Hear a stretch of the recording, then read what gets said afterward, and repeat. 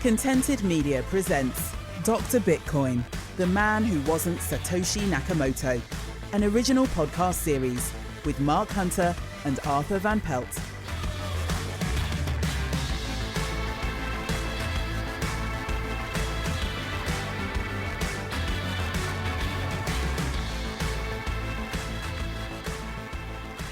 Hello and welcome to another bonus episode of Dr. Bitcoin, the man who wasn't Satoshi Nakamoto, in which we delve into the stories that we don't have time to examine in the monthly episodes, but which demand more investigation.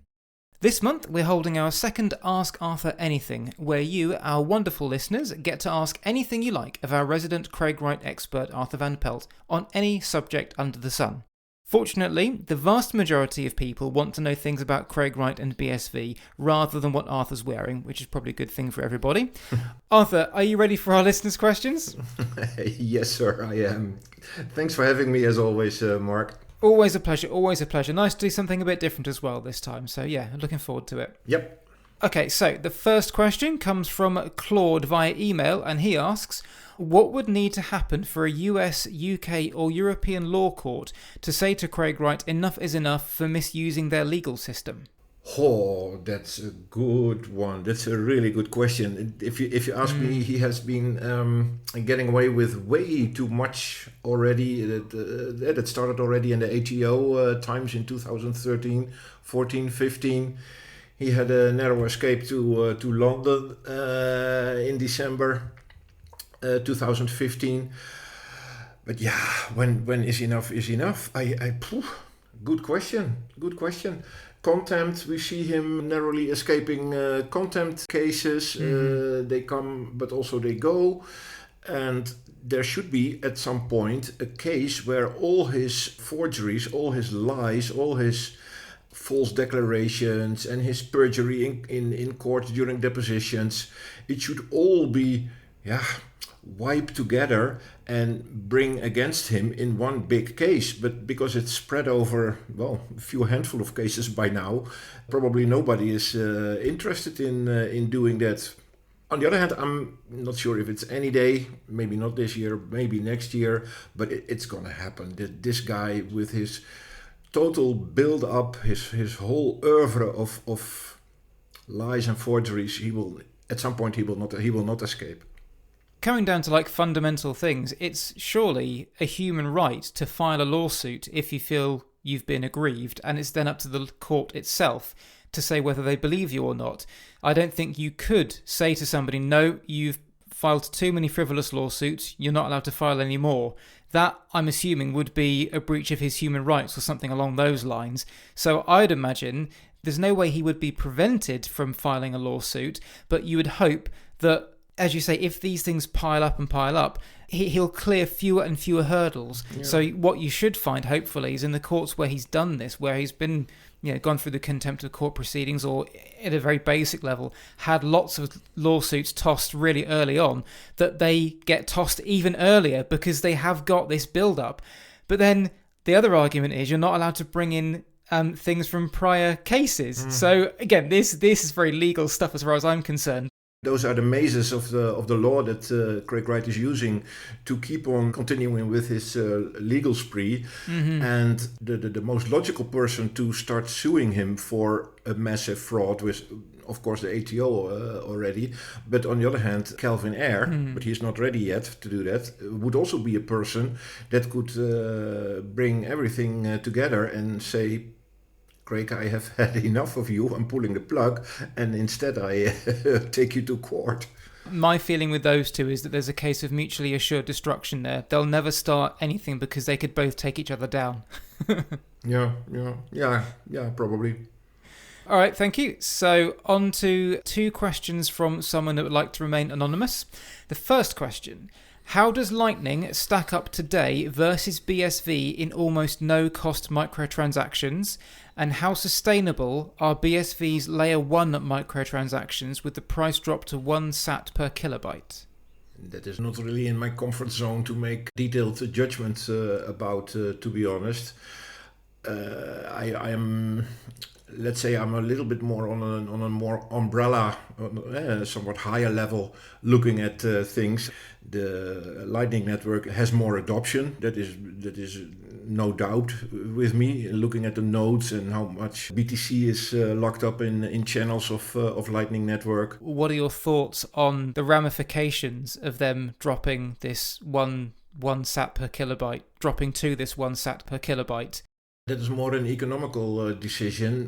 Who is suffering there is especially TAL and QDLNK, the two largest mining pools, and they fall both under Kelvin Air, as is probably a public. Let's say a public secret for everyone. Kelvin Air is controlling 98% of the mining operations on BSV. Well, that means that when they decide to drop to such a low fee level, there is no organic adoption anyway. So those miners who are dependent on block subsidy and mining fees, then the mining fees are getting even lower. The block subsidy is already very low because the BSV price is almost nothing these days. It has been close to, I think, between $450 to $500 once. And now it's hovering around $40. And we've even seen a crash a few weeks ago that it was flash crashing to $15. Now, there's no doubt in my mind that it's going back to $15 any day now.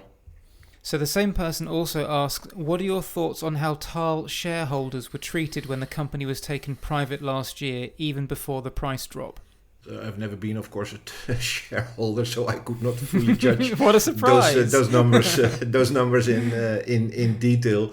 But it felt as a moment that Kelvin Air took TAL private exactly at the moment when they had to publish the new figures for the quarter. That must have been a disaster. I'm so sure about it, and they have never recovered. So what is happening there? They keep. They're beating a dead horse, and they are keeping a corpse alive. So have the shareholders been treated right back then? Yeah, probably they are, because the next step is that they're going bankrupt if Kelvin Air is pulling the plug. Wasn't there a point when Kelvin Air was saying something along the lines of either don't buy BSV or buy BSV as well as TAL shares? I'm sure he was saying that a few years ago. He was like, if you want to really make the most of investing in the ecosystem, buy TAL shares as well as BSV. And so let's say the average BSV person buys in on both. They've just seen both of them plummet. And then he just whips them off the stock market just when he feels like it and forces them to take a loss. Just, it's shocking but unsurprising. Yeah, in a sense it is shocking, but in the other sense, he is now taking all the losses of the trajectory after taking TAL from the market. True. So he is now the only person suffering. So in a way, he saved a bunch of shareholders when he took TAL from the market, because it only went downhill after that again. He saved them from more misery. Yeah. Okay, so our next question is also from an anonymous listener. Arthur, what is your favourite Craig Wright tale and why, e.g. signing sessions, One Feeks Wallet, MJF mining, etc.? Ooh, yeah, that's always a good one. There's so many to choose from. Yeah, there's so many to choose from. But I definitely have a favourite one. And those who follow me a bit closely, they probably know what I'm going to say now. When I decided that in March 2019... to start mapping out the fraud and lies of Craig Wright, I had a friend in Australia, Jimmy 007 for sure, was his name on Twitter. He is sometimes still a bit active, but back then he was a little bit more active, and we cooperated. Somehow we met each other and we cooperated for a bit, and we decided to do several things together. One of those things that we did together was reading an article, and in that article there were several flaws and lies, and he said, I will take this part, and I said, I think I can figure this part out.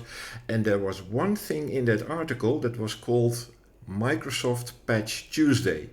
That was a lie that he told about how the Genesis block was formed and how block 1 after that was formed several days later. And in between, his network dropped from the face of the earth because of Microsoft Patch Tuesday was installing Microsoft patches.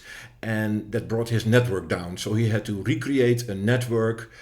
In the meanwhile, the Genesis block was already created, but block 1 took several days later. Now, and I figured out Genesis block was formed on January the 3rd. Block 1 was formed on January the, what was it? I think the 9th. And then Microsoft Patch Tuesday, this global rollout of patches by Microsoft, was on January the 13th. That means that either Genesis block or block 1, that whole period in between, nothing happened that was related to Microsoft Patch Tuesday.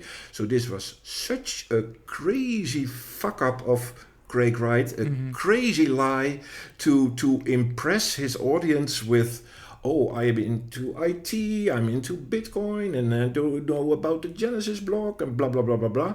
But in fact, it was a major fuck up. And I'm still proud until today that I figured that out.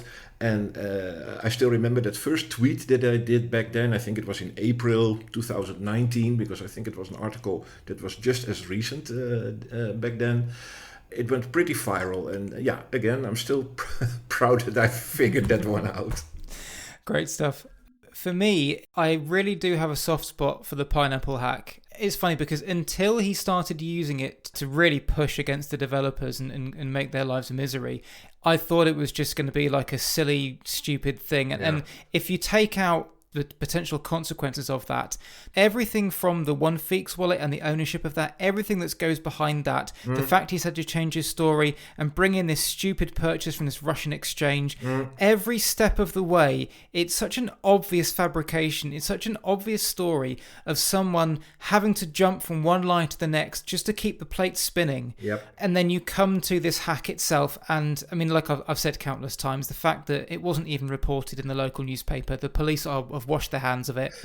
It's just, and yet this is the biggest hack in Britain, but he just refuses to talk about it. If it wasn't for the fact that he was able to use that as the springboard for what he's doing, it would just be the most laughable thing. And I am still toying with the idea of doing a separate series just on the OneFeeks situation and the pineapple hack when this is said and done. It's, you know, it's just, there's so much more to it. If I could ever speak to someone in the Surrey police, I'd love to. You probably read all my articles by now, but one of my long form articles is about the whole history of OneFeeks, and yeah. Exactly, and it all plays into it. And this is the thing with Craig Wright. You can take anything he's doing right now and trace it like a lineage, you know? You can go on, it's like a DNA ancestry thing. You can trace any incident now back through its parents to the original, like Adam and Eve, the Tulip Trust and the ATO investigations. You can trace everything back step by step, can't you? Yeah. But yeah, there are so many storylines that I can also imagine that for some people it's like, okay, this is a bit overwhelming, and then for some people, when they just skip the part of well, this is too overwhelming, I just ignore it. I just believe that he is Satoshi. You're crazy doing that, but yeah, that's another story.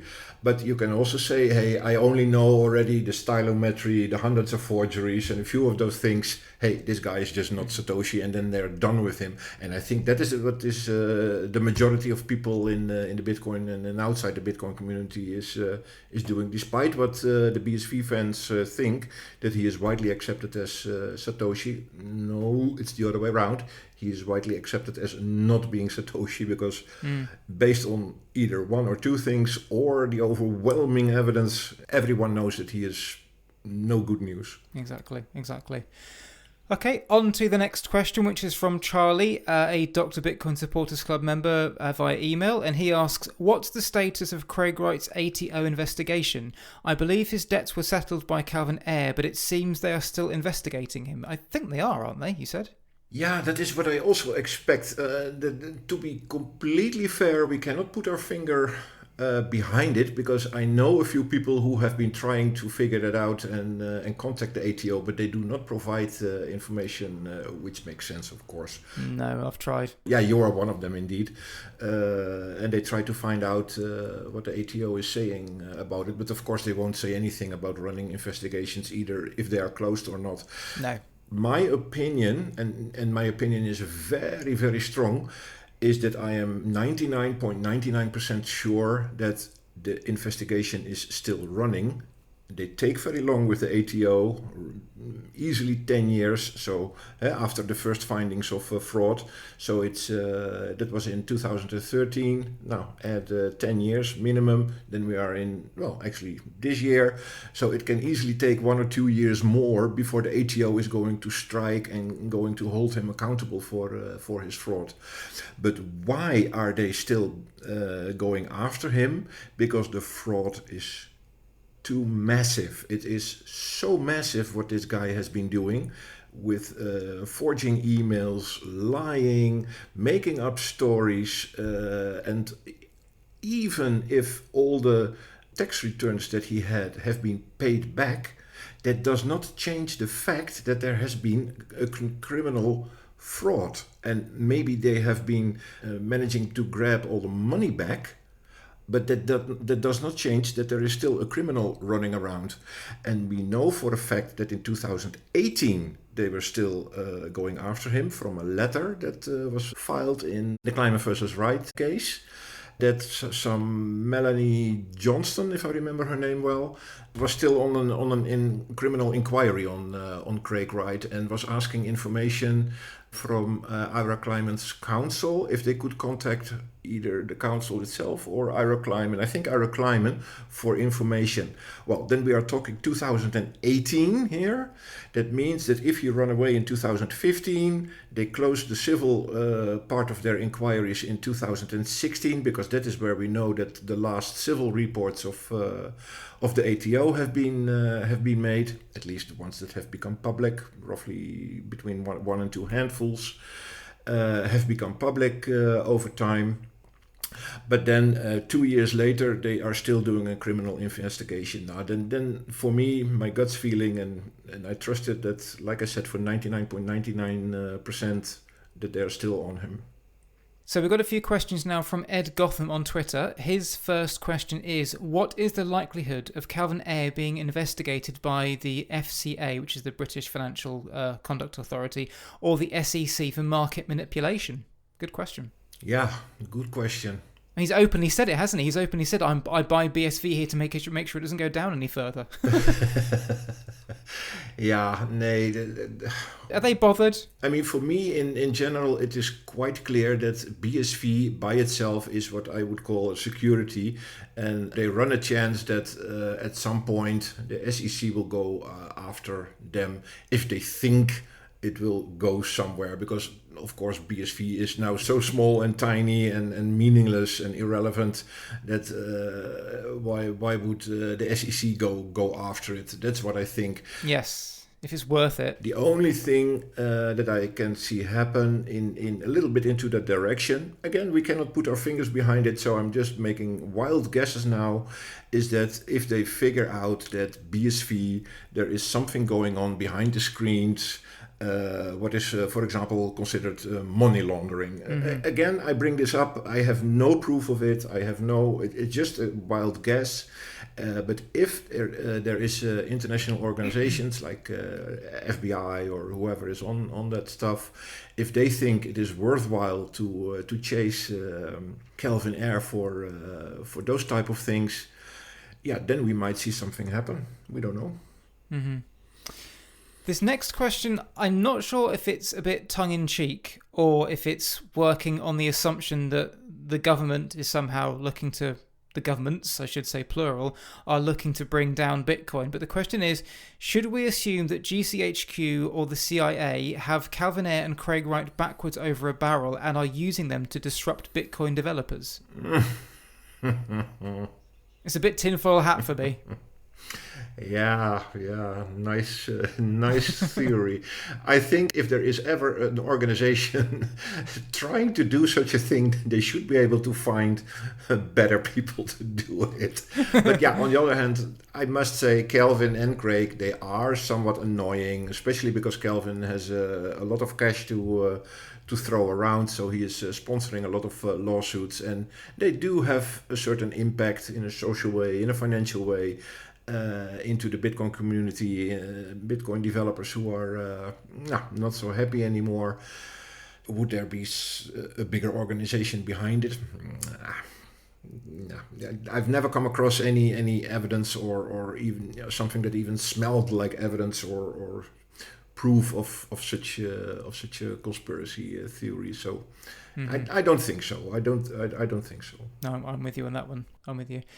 The last question, I've got an answer for this one from my own researchers, but I will ask you this one as well because I want you to answer in case you've heard anything yourself or if you remember anything from the Pineapple Hack defences, those 3 defences that were put forward the other month. We did the bonus episode on it. So the question is, did the Surrey police ever clarify why they did not pursue the master thieves? This is with regards to the Pineapple Hack, obviously. So is there anything you've heard, Arthur? Is there anything that you remember from the Pineapple Hack defences that pertain to the Surrey police and their investigation? Nay, to be fair, no.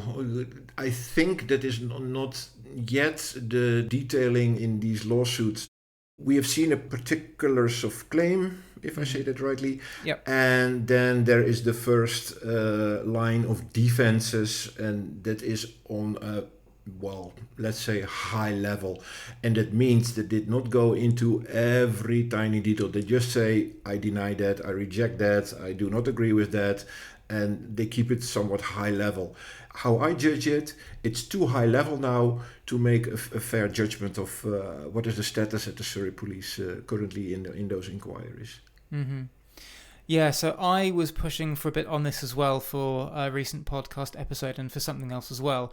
And I went through a couple of communications teams for the Surrey police who had never heard of the Pineapple Hack. They had never heard of any cryptocurrency theft of that scale, and this is the communications team for the police force investigating it, so they hadn't been told about it.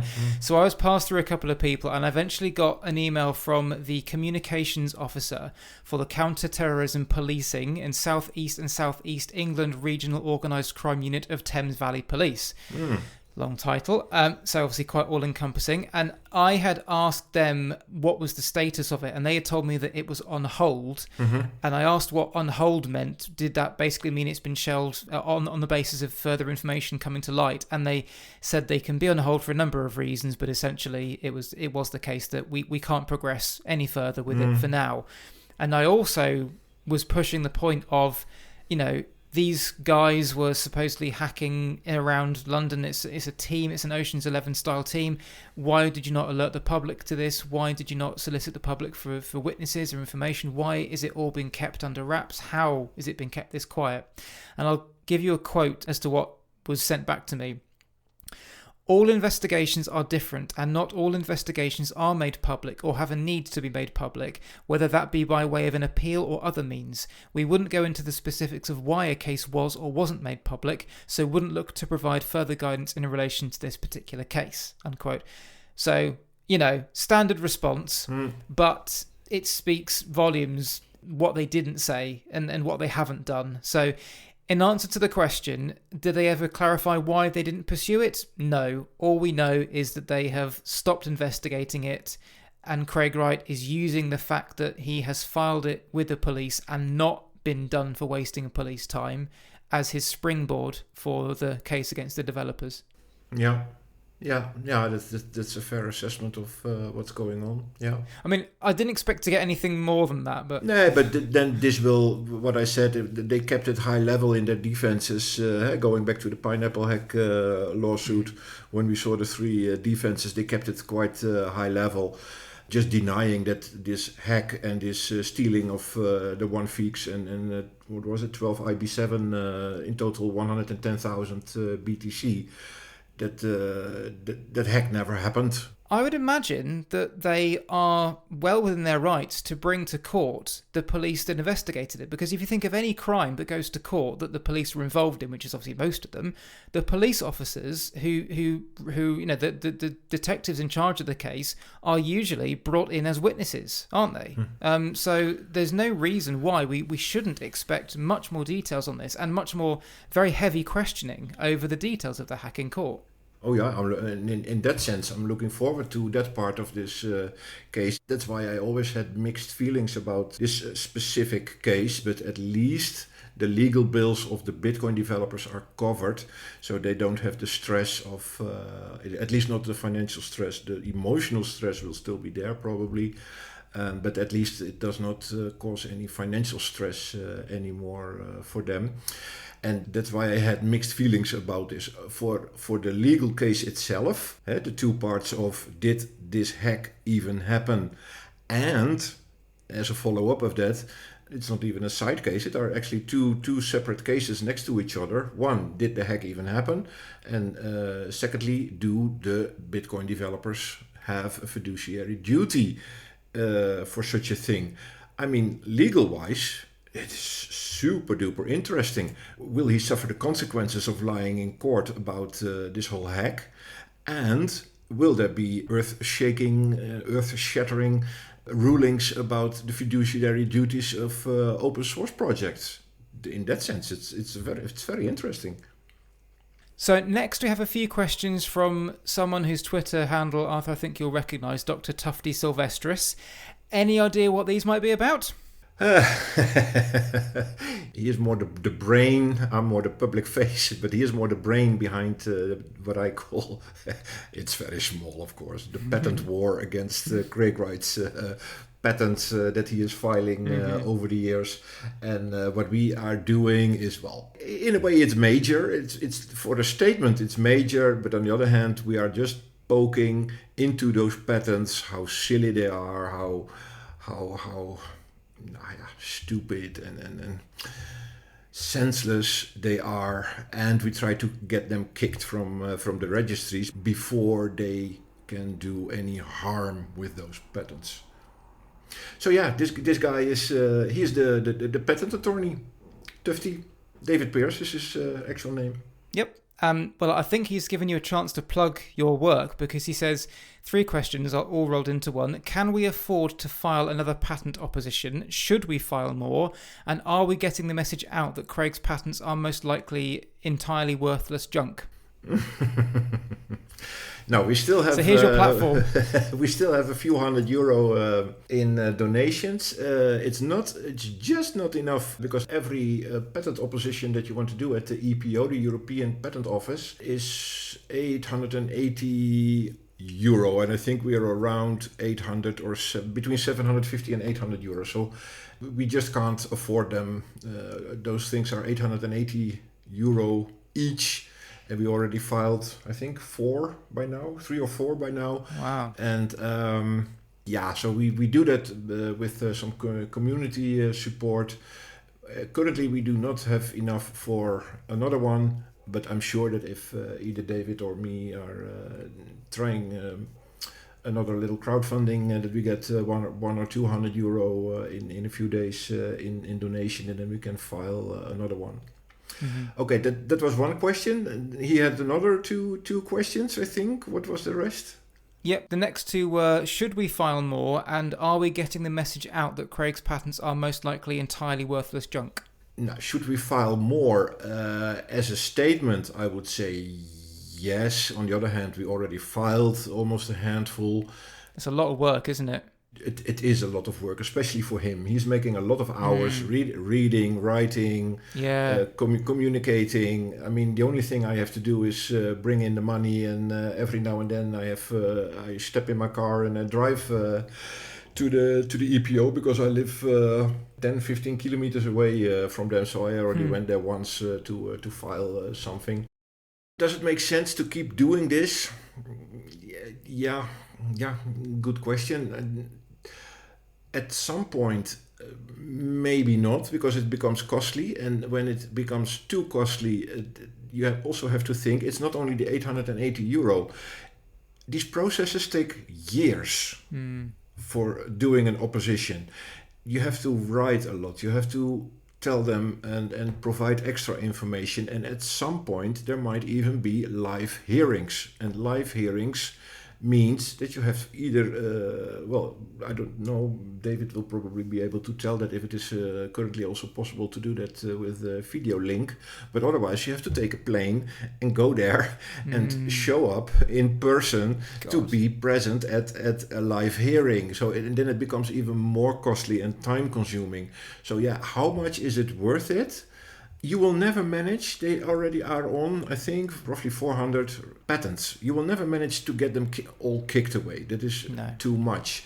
So let's keep it at, let's say, a handful. We made our statement. We are not afraid of those patents.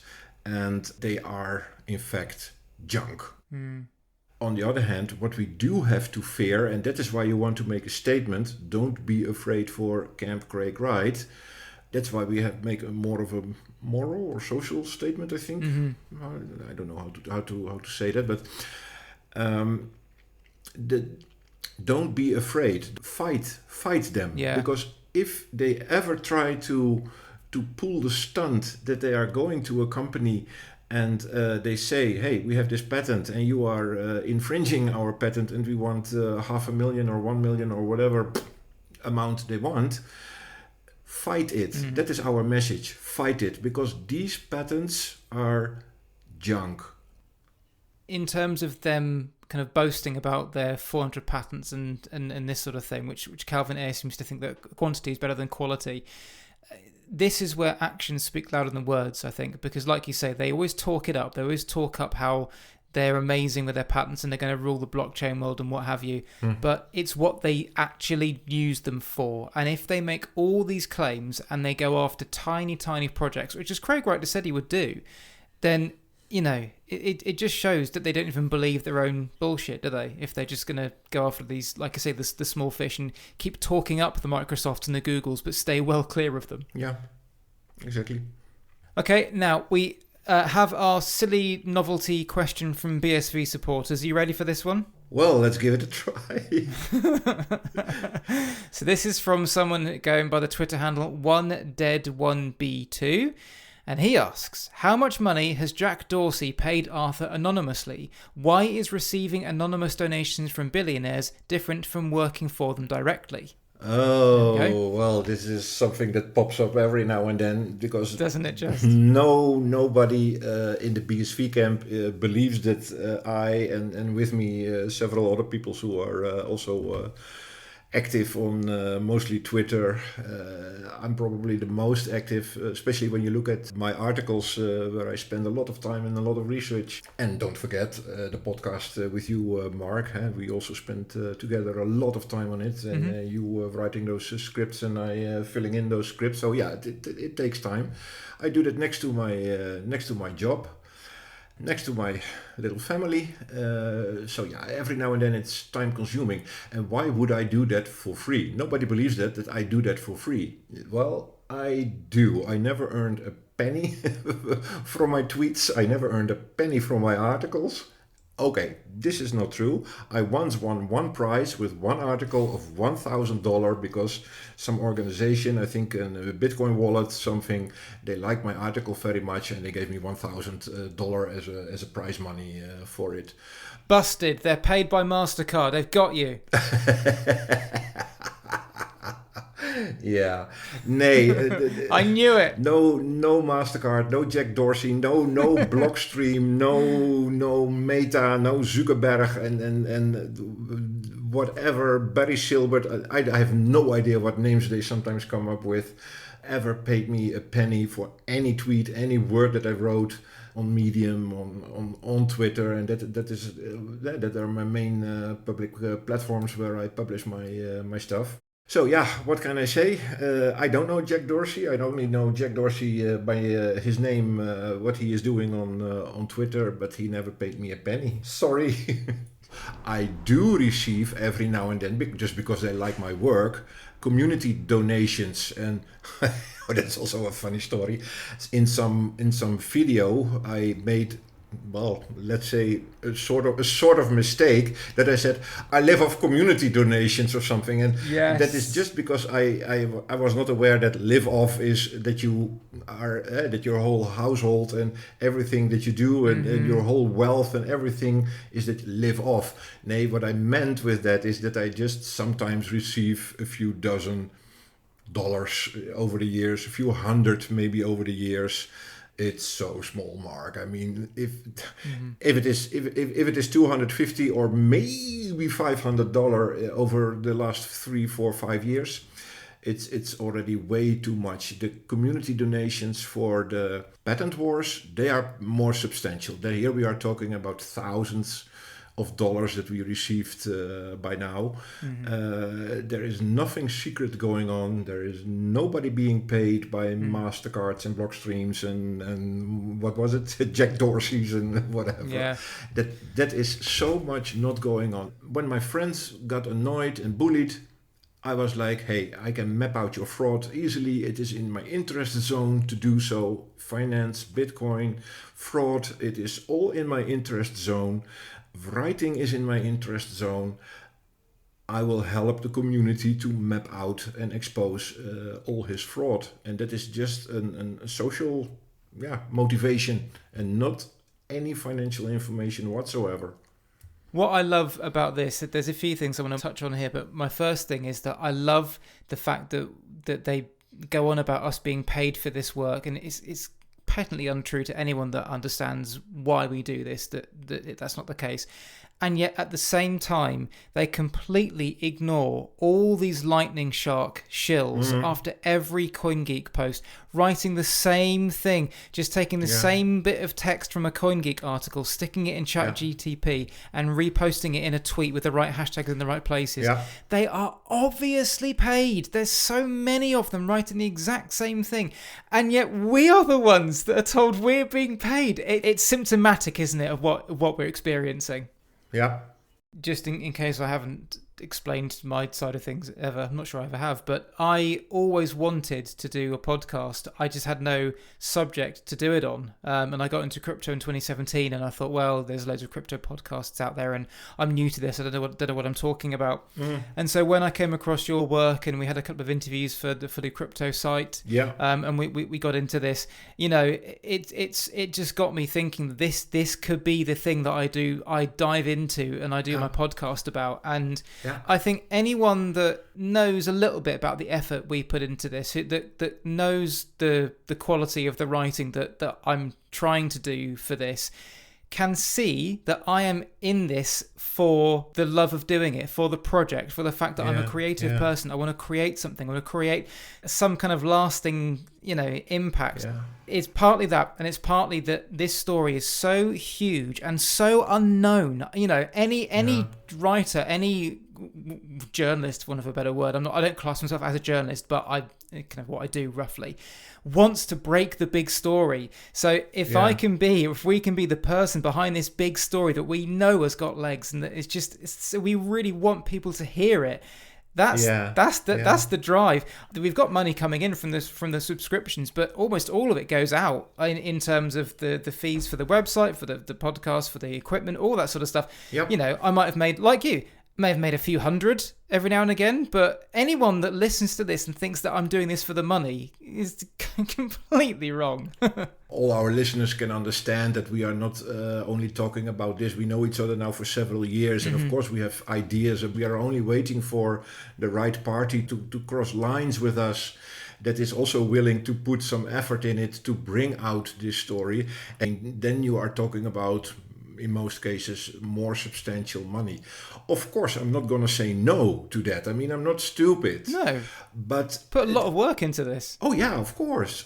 So if that is ever being paid, and then not by Jack Dorsey or another billionaire that is against Craig Wright or something, but just for the social context, for the fraud, for the lawsuits. I mean, it has so many angles how you can approach this beautiful story of a guy that started as a little tax fraud and grew out to a cult leader with an affinity fraud copy of Bitcoin, and is chasing billions in the Bitcoin industry. I mean, wow.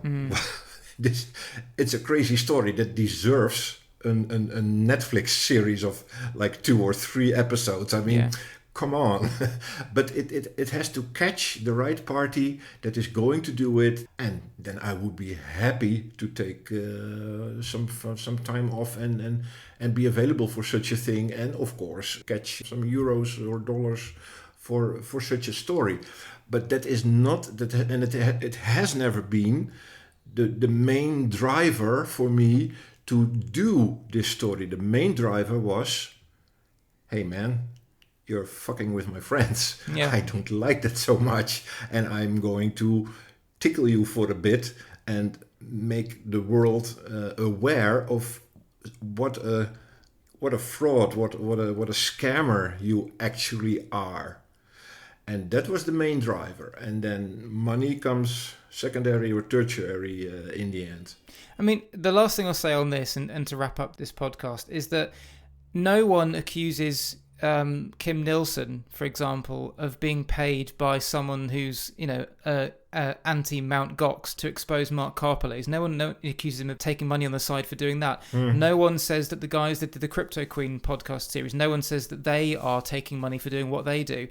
It's just because what we do, the opposition we face, is so cult-like that they, like you say, they cannot believe that the driving force is the moral good, if you like, the desire to get the story out. Yep. So we're the ones that are getting all this in the neck, and they just happen to have this lovely boogeyman in the corner that's pulling all the strings. Yep. But none of these other guys are being tarred with the same brush that we are, which says it all, really, doesn't it? Yeah, exactly. It's funny. Okay, well, that wraps things up for this month's bonus episode. Don't forget you can now get access to all our bonus content dating back to 2021 through a monthly or lifetime subscription to the Dr. Bitcoin Supporters Club, which also gets you early access to the monthly episodes and first dibs when it comes to things like this. For more information and to sign up, head to drbitcoinpod.com. That's drbitcoinpod.com. Arthur, thank you so much for answering our listeners' questions in so much detail. You're welcome as ever, Mark. And hopefully we'll do this again sometime. Yes, sir. Cheers, mate. See you. Thank you for listening to this episode of Dr. Bitcoin, the man who wasn't Satoshi Nakamoto. Don't forget to subscribe to the show on your podcast platform of choice to get these episodes the moment they drop. And if you enjoyed what you heard, we'd really appreciate a star rating and even a review to help us get this out to as many people as possible. Our monthly bonus episodes are available to download from our website for a small consideration, and if you'd like to access all these bonus episodes, plus these monthly updates a few days early and other goodies, you can do so by becoming a Dr. Bitcoin supporter through Patreon or Spotify. See the details in the show notes for information on how to do this, or head to our website drbitcoinpod.com. That's drbitcoinpod.com. You can also follow us on Twitter at drbitcoinpod, and you can email us at drbitcoinpod@gmail.com. That's drbitcoinpod@gmail.com. Thanks very much for listening, and we'll speak to you again soon. You've been listening to Dr. Bitcoin, the man who wasn't Satoshi Nakamoto. Written by Mark Hunter, with additional material by Arthur Van Pelt. Editing and production by Mark Hunter. This has been a Contented Media production.